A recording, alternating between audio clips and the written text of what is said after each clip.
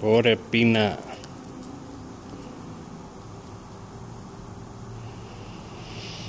Σπουργίτη την Νεοσός.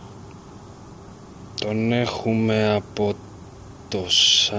την Παρασκευή και σήμερα είναι... Έλα εδώ βρε. Κοίτα.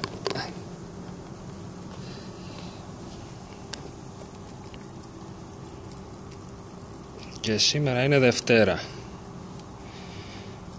Και από ό,τι φαίνεται πεινάει αρκετά.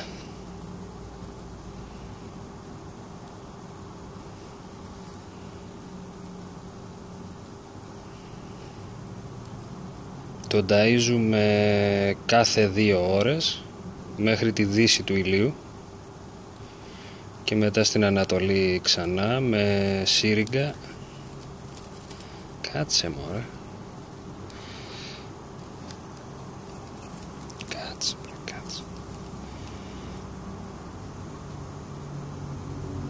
Και τρώει λιωμένο αυγό με λίγο νεράκι μαζί. Είναι η καλύτερη τροφή που μπορείς να δώσεις σε πουλιά, γενικώς σε νεοσούς. Όταν μεγαλώσει θα τον απελευθερώσουμε. Μήπως ότι θέλεις κι άλλο? Πόσο θέλεις βρε.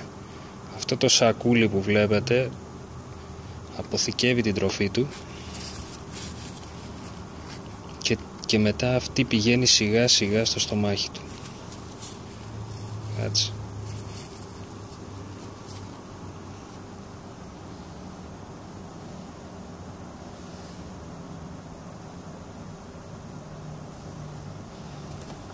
Μας έφυγε πάλι. Έλα εδώ.